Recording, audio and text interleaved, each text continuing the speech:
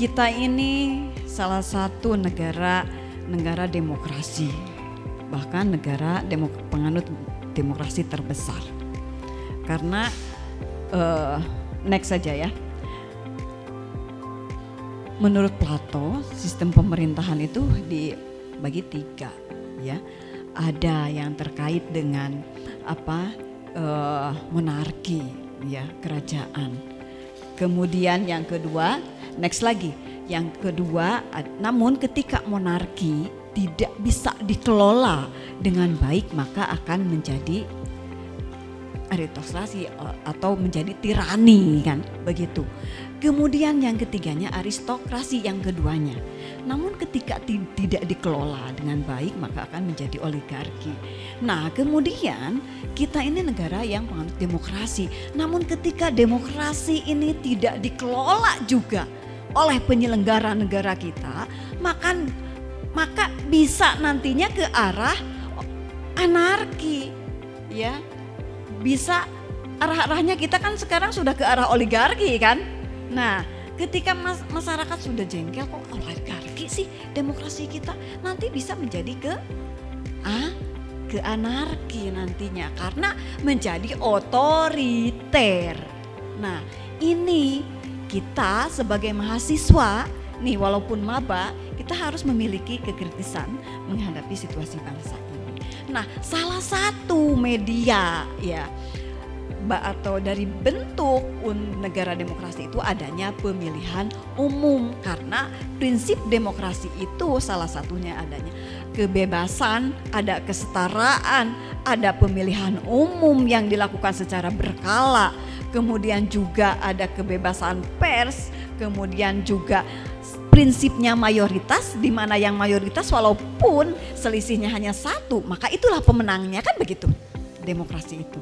Ya, jadi ada beberapa prinsip ya, next ya, operator disesuaikan. Nah, termasuk di sini juga next tampilannya. Jelas juga harus ada rule of the law, ya. Negara berdasarkan hukum. Tetapi pertanyaannya, terkait dengan prinsip-prinsip demokrasi, sudahkah Indonesia atau kita semua menegakkan ini, melakukan tatanan demokrasi berdasarkan dari prinsip dan nilai-nilai demokrasi ini? Transparansi, akuntabilitas, bisa dipertanggungjawabkan dari hasil pemilihan umum misalnya.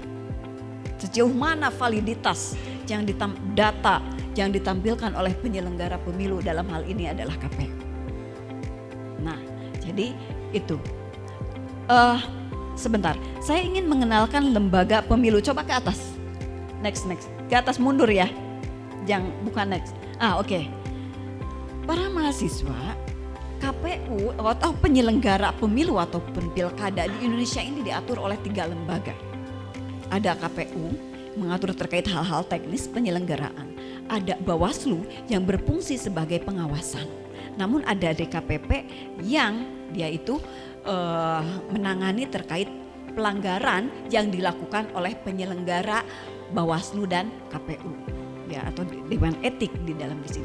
Ini diatur di dalam undang-undang.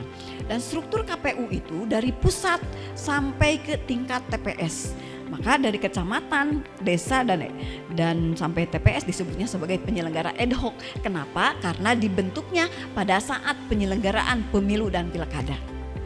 Ya, itu disebutnya penyelenggara ad hoc yang sifatnya sementara. Sedangkan kalau struktur lembaganya dari KPU RI, provinsi, kabupaten hingga kabupaten, ya itu sifatnya sudah permanen. Begitu juga dengan Bawaslu, ya terbentuknya sampai kabupaten kota dengan masa jabatan adalah per 5 tahun. Nah, jadi itu saya mengenalkan lembaga pemilihan umum.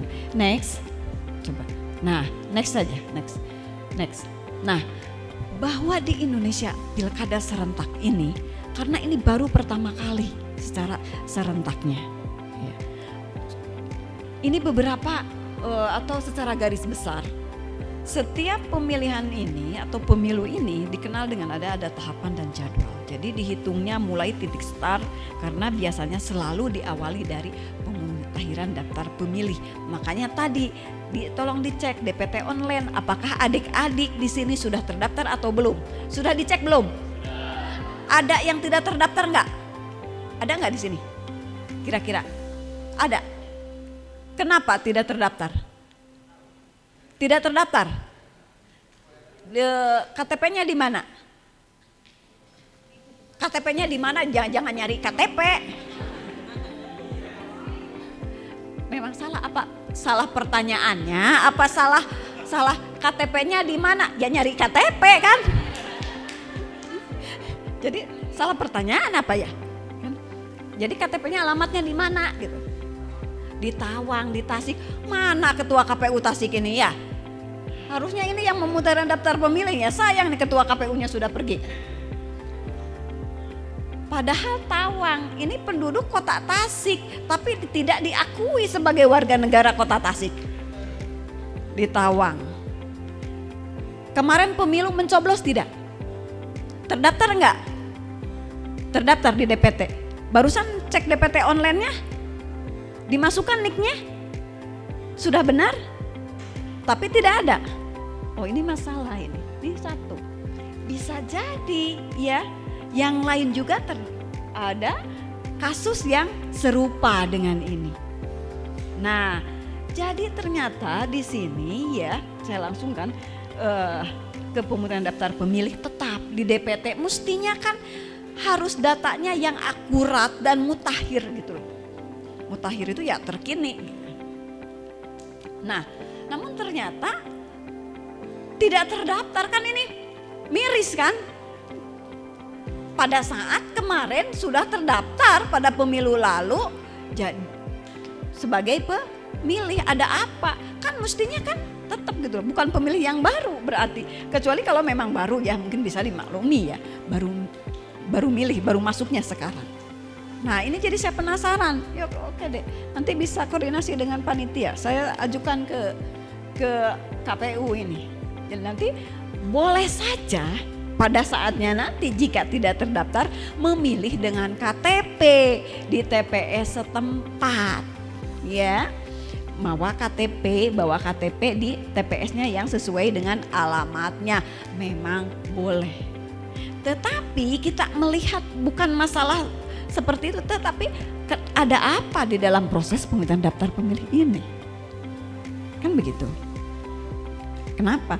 Kan mestinya kan data yang lalu kemudian dimutahiran tinggal ditambahkan, kan begitu. Nah, kemudian kita juga sekarang sedang pada masa kampanye. Ingat, kampanye 75 hari. Nah, ini adalah titik-titik rawan yang bisa jadi para peserta ini datang ke adik-adik untuk melakukan kampanye, untuk melakukan mobilisasi massa. Karena apa? Karena mereka memiliki kepentingan di mana pemilih muda ini dari 100% jumlah pemilih, hampir 60%-nya adalah pemilih muda. Jadi bukan pemilih pemula ya, pemilih muda. Kalau pemula itu memang benar-benar pemula baru mencoblos. Nah, jadi betapa ini adalah data potensial yang bisa dimanfaatkan oleh para calon dari suara-suara kaum muda ini. Nah, kalau sudah menguasai pemilih muda, maka otomatis dia sudah memiliki tiket dan memiliki peluang untuk keterpilihannya menjadi tinggi. Nah, namun kita juga sebagai pemilih muda harus memiliki standar. Ya, makanya tadi sudah sedikit disebutkan, jadilah pemilih yang cerdas. Nah, indikator pemilih cerdas itu yang bagaimana? Apa yang harus dilakukan oleh seorang pemilih? Harus yang cerdas, pemilih cerdas, yang kritis. Kan begitu. Nah, pada saat kampanye banyak titik rawan di sini. Akan ada praktek-praktek mempengaruhi, apalagi pada saat pemilu yang lalu.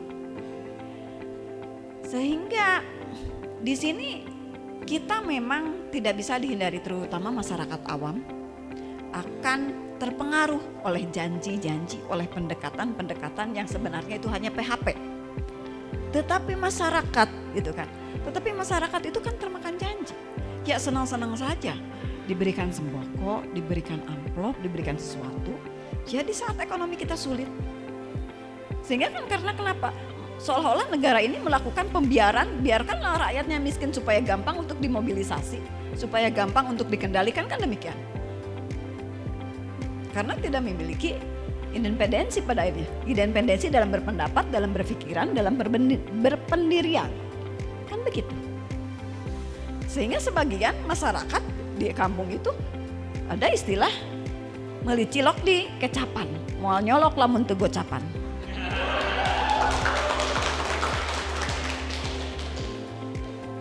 Kan gitu. Nah, kan miris gitu loh. Jadi adik-adik semua, pemimpin itu merefleksikan atau mencerminkan rakyat yang memilihnya, kualitasnya itu. Jadi jangan nyenye Mulyono karena semua yang memilih kan gitu. Nah, jadi itu salah satu titik rawannya. Maka jadi itulah yang disebut dengan praktek money politik. Money politik itu bukan hanya sifatnya bentuknya uang, bisa juga berupa janji, berupa benda yang tujuannya untuk mempengaruhi pemilih. Belum lagi intimidasi, harus diwaspadai intimidasi terutama terhadap ASN. Ya. Karena akan segala cara, kan gini. Dulu itu sebelum reformasi, pemilihan kepala daerah itu hanya cukup dilakukan oleh DPRD. Dulu itu demikian. Kita awasi, kita kawal, kita laporkan. Kemana Bu Nina lapornya?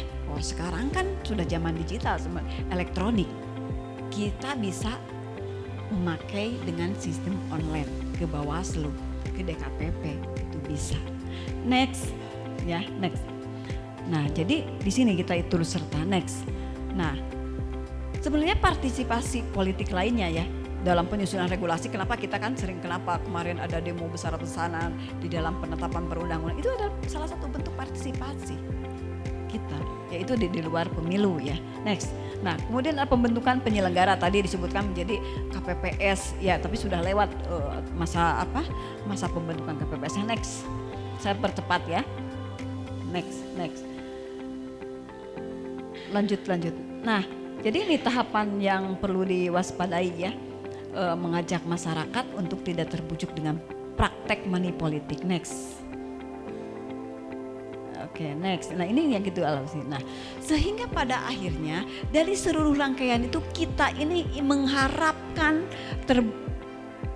terwujudnya pilkada yang berintegritas dan berkualitas. Dari aspek apa saja tolak ukurnya? Partisipasinya tinggi. Terpilih kepemimpinan yang memang bertanggung jawab, yang memiliki program yang jelas, yang program yang realistis, ya.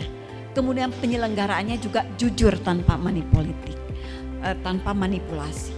Pesertanya juga sama tanpa ada praktek manipolitik, tanpa melakukan kecurangan.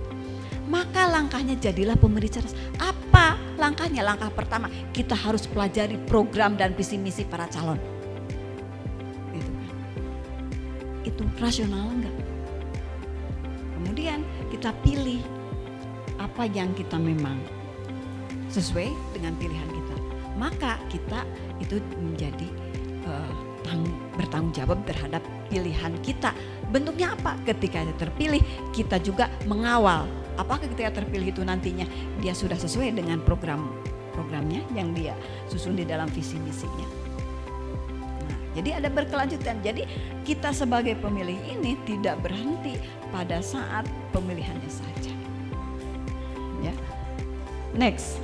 Nah, karena mengapa pilkada berintegritas itu penting? Karena integritas itu kan artinya kan jujur. Jadi semua kita itu harus jujur dari aspek pemilihnya, dari aspek penyelenggaranya, dari aspek pesertanya. Next.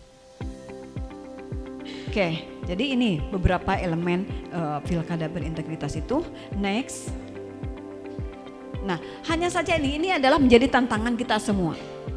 Kita yang ada akan di hadapan kita semakin dekat ke hari H, praktek politik uang itu akan semakin tinggi. Sekarang mungkin baru kenyai-kenyai lah ya, sudah ada kecium dan sebagainya. Pendekatan-pendekatan itu sudah dilakukan. Kemudian manipulasi pada pesan penghitungan, intimidasi jelang pemungutan, kemudian dengan ada hoax atau kampanye negatif, kampanye hitam, ngaku goreng, tetapi berdampak atau mengarahnya kepada fitnah. Nah itu, next. Karena ternyata dari pemilu atau dari pilkada ke pilkada, praktek money politik ini cukup tinggi. Kita pilkada terakhir itu tahun 2020. Yang lalu memang belum 5 tahun karena ada kebijakan pilkada serentak, maka tahun 2024 ternyata menurut survei ini datanya itu tinggi. Nah ini adalah tugas kita semua untuk sama-sama menolak praktek-praktek seperti ini. Karena itu mencederai nilai demokrasi. Next. Oke, jadi di sini ada beberapa peran ya, dan ini materi saya bisa di-share. Itu saja barangkali yang bisa saya sampaikan. Terima kasih. Billahi taufiq wal hidayah. Wassalamualaikum warahmatullahi wabarakatuh. Waalaikumsalam warahmatullahi wabarakatuh. Saya pemilih kritis untuk pilkada yang berkualitas. Bingkai acara kita sosialisasi dan pendidikan pemilih. Kalau sosialisasi maknanya bagaimana peserta mengetahui dan memahami tentang kepemiluan. Mengetahui saja. Kalau sudah disebut pendidikan itu berarti menunjuk pada bagaimana peserta menyadari, tumbuh kesadaran tentang pilkada. Tentang apa itu nanti saya bahas. Jadi saya lebih akan menyentuh pada kesadaran, pemahaman konsep dan kesadaran. Tidak pada informasi teknis tentang prosedur pilkadanya. Baik, saya ingin ditarik di ujung, di kesimpulan akhir. Pemilu berkualitas, pilkada berkualitas.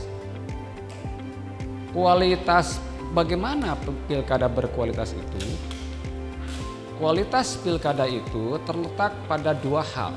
Satu pada prosesnya, kedua pada hasilnya. Prosesnya adalah tahapan-tahapan pemilu sejak pendaftaran pemilih sampai hari pencoblosan. Dianggap bermutu di sini apabila semua prosedur tahapan demi tahapan berlangsung sesuai dengan aturan. Jadi sukses prosedural di sini. Tapi di dalam prosedur itu ada nilai, ada moral. Anda harus datang jam sekian, lalu harus anu. Konsep itu dirumuskan berdasarkan paradigma baik. Oh ini baiknya begini, baiknya begini. Kebaikan atau etika atau moral itu dikalimatkan di dalam prosedur, di dalam aturan. Prosedurnya bahwa daftar calon bupati itu usianya 25 ya. 25. Angka 25 itu terlahir dari pikiran itu baik karena pikirannya sudah matang gitu. Karena sudah dewasa. Angka 25-nya ketentuan, dimensi prosedur, tapi baik sudah matangnya itu moral. Pemilu oke, pemilu ini alat untuk mensejahterakan ujungnya, tapi hukum-hukumnya kudu tegak, kudu adil. Nu ieu melanggar dihukum, teu dihukum, nu ieu dihukum gitu. Aparat teh mun dihukum oke bisa bebas, kudu dibayar. Jadi kudu total, kabeh tiang-tiang demokrasi kudu tegak. Hiji we anu lemah siga rante motor, lamun hiji rante lemah pegat kabehana oge. Jadi kunaon geus 7 kali pemilu teuing sabaraha 7 genep tapi keayaan anggar-anggar keneh kieu maju.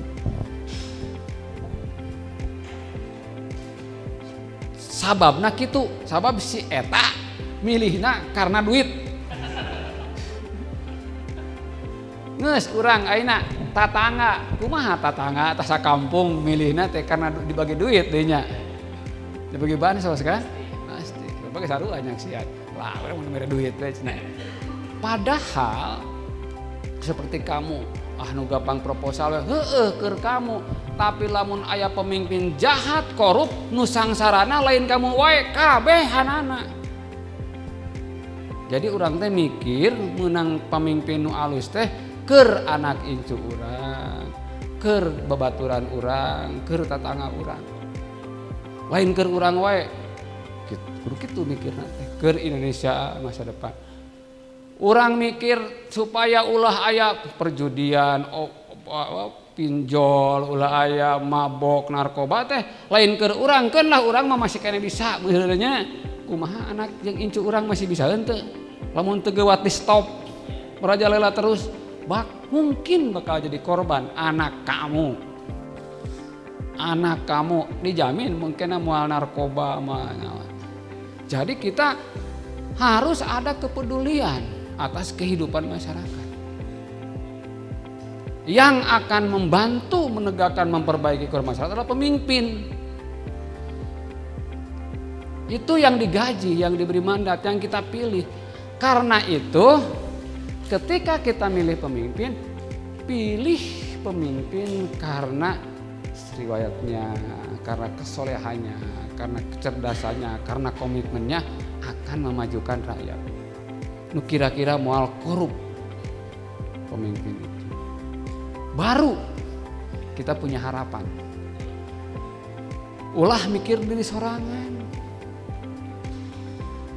Bahaya ya, lamun ngekorup ka anggaran duit negara mahnya, duit kabupaten hek dikorup ku bupati, ku pejabat-pejabat. Nu sangsarana teh lain Jokowi, lain gubernur, rakyat, hak rakyatnya yang jalan, duitnya dikorup, akhirnya jalanna pejet, kulantaran jalan pejet, maka ongkos ka kota ti Dangder Cibalong, apal Dangder gitu baru Ponteng, ka Tasik jadi mahal ongkosna bensina. Terus mun anu gering, teu kaburu nepi ka puskesmas, kaburu paeh, dari jalan goreng, mobil, ban, geuwat beak, geuwat meuli. Nya, jadi lamun jalan butut akibatnya lega. Tukang dagang cilok di motor gitu, beak, boro-boro untung beak bensin, beak rem segala macam. Gara-gara jalan butut, kunaon jalan butut antaran duit pi jalan aja dahar. Ini proyek itu hampir 50-40% tuh habis. Ini kerenyan jalan 100.000 geus beak tah 40.000 meger dicarokot gitu. Itu mah geus normal. Geus bukan normal, geus jadi pendapat umum. Nah, pemilih cerdas atau pemilih kritis itu pemilih yang kritis terhadap calon, terhadap gagasannya, terhadap track recordnya, mana pemilih anu pira-pira pialuseun bakal mensejahterakan rakyat kelak lamun jadi. Bae tong ningali soal gelar, soal haji, soal kiai, nah da lain rek pengajian majelis taklim ieu mah, lain rek milih ustad, ya rek milih pamimpin nu nyaah ka rakyat. Sedih ningali urang seubeuh, aya rakyat urang tetangga dahar kurang. Kan urang teh karunya da doraka atuh. Lain umat Nabi lamun dahar seubeuh padahal aya tetangga anu kelaparan. Jadi nah, siapa nu kira-kira bisa diharapkan kritis teh saha? Eueuh deui wati mahasiswa, para akademisi gitu nya, dosen, para intelektual gitu. Tapi cadu mungkuk haram dempak moal meunang calon teh kuwi. Lantaran saeutik jumlahna. Da demokrasi mah jumlah atuh. Ayeuna aya 20 orang di dieu. Cik urang teh rek minum ci teh, rek minum whisky. Di voting nu menang 15 orang, whisky nya menang eta. Jadi soal lain soal kualitas, soal jumlah. Jadi kesimpulan kedua ya. Kamu saya harapkan sebagai akademis, sebagai sivitas akademika. Sivitas akademika itu dosen, tendik, mahasiswa sivitas akademika, kita harus jadi pionir. Indonesia maju itu berawal dari anak-anak muda, dari mahasiswa. Dulu waktu merdeka juga Soekarno-Hatta itu mahasiswa mulai. Terus perubahan-perubahan tahun 66 PKI oleh mahasiswa, reformasi oleh mahasiswa. Kemarin yang demo di mahasiswa. Jadi kitalah yang paling depan harus punya kepedulian untuk kebaikan bangsa. Sekarang melalui milih presiden. Engke geus jadi wali kota gubernur. Engke geus jadi kritis. Karena kebijakan-kebijakan PEK, masa UMB demo PEK bae diizinan. Lamun aya kebijakan anu matak yang serahkeun ke rakyat. Sakitu hatur nuhun. Assalamualaikum warahmatullahi wabarakatuh. Waalaikumsalam warahmatullahi wabarakatuh.